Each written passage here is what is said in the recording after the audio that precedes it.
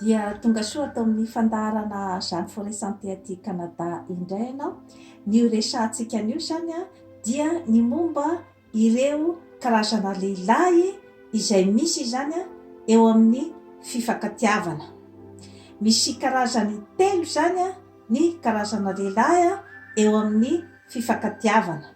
Dia ny voalohany zany a dia ireo karazana lehilahy atao hoe type affectif. Ny faharoa zany a dia ny type sexy ary ny fahatelo zany a dia type narcissika.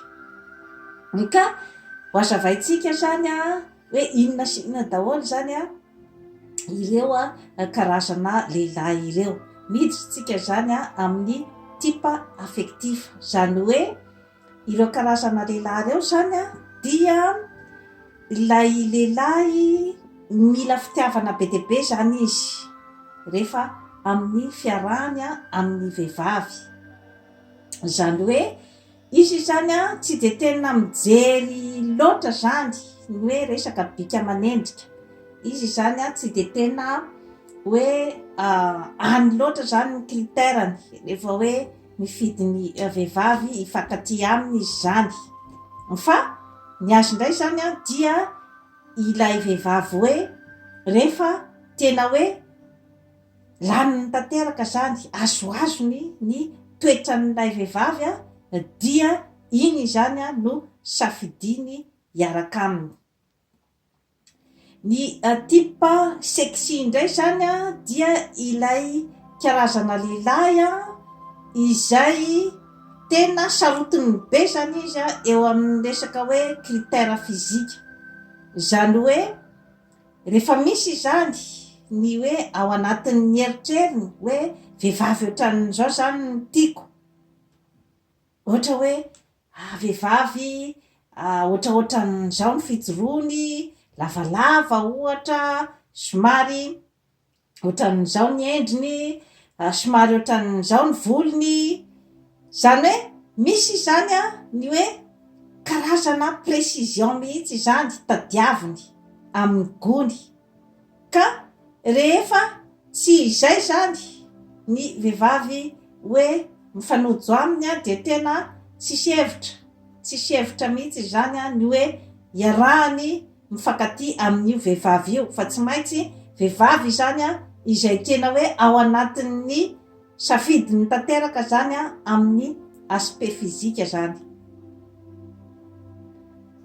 Ny fahatelo indray zany dia ny type narcissika. Io zany dia ilay karazana lehilahy izay ataontsika hoe somary sarosarotra ihany zany ny fiarahana aminy.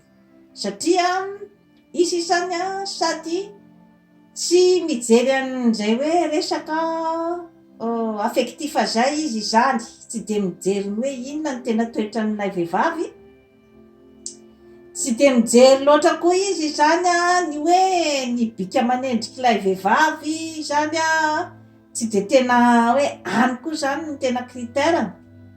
Fa io karazana lehilahy io zany ilay karazana lehilahy izay ataontsika hoe zany hoe ny azy ny tena mibahana zany diny hoe inona no ilako an'ity vehivavy ity. Izany hoe karazana tombontsoa manokana zany no tena tadiavin'ny ilay karazana lehilahy fahatelo dia ny type narcissika zany. Zany hoe misy tsara zany azy ny précision hoe inona no antony iarahako hifankatiavako amin'ity vehivavy ity. Indraindray mety hoe resaka vola, raha ohatra hoe tsaratsara karama ohatra, ramatoa tsaratsara asa, na hoe manan-karena ohatran'izay zany dia izay zany no critère voalohany zany amin'ny karazana lehilahy fahatelo izay nitononiko teo. Ka ny azy zany tsy dia tena misy zany ny hoe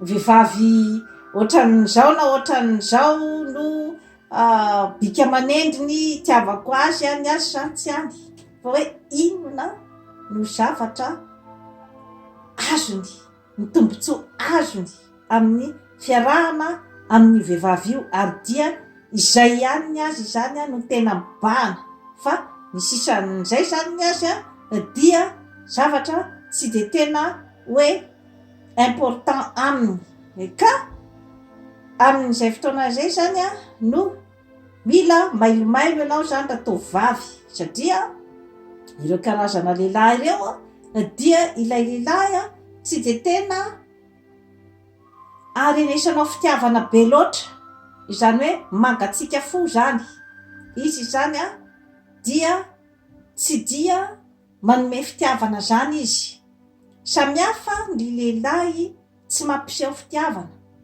kanefa any am-pony any izy tena miredareda ny fitiavana fa hafa kosa ilay hoe tsy manome fitiavana ka mandray ihany zany no ainy ka mitandrema ry tovovavy rehefa sendra ny lehilahy ohatran'izay satria izy dia lehilahy manan-tsaina izany hoe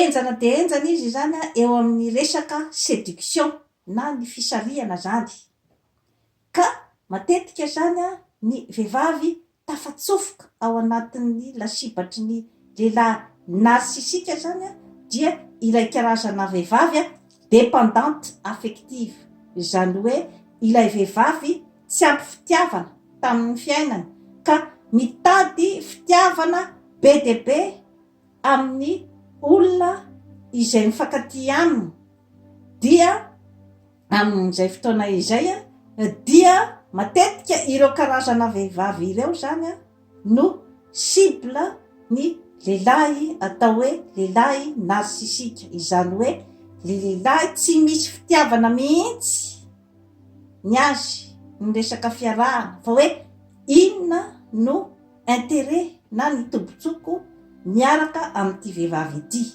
ary dia matetika ny karazana lehilahy ohatran'ireny rehefa vita ny zavatra milanin'ilay vehivavy dia tsy misy mihitsy ny ataontsika hoe zany hoe karazana sentiment ny amin'ny hoe fisarahana fa rehefa tsy misy intsony ny zavatra tadiaviny ao amin'ilay vehivavy iray dia tsy mamenatra azy mihitsy ny andeha isaraka dia toy izay sy toy izay indray tompoko lahy sy tompoko vavy no azo natolotra anao anio manaova abonnement amin'izany forêt santé aty Canada fa hanatsara ny fiainanao. Bye bye.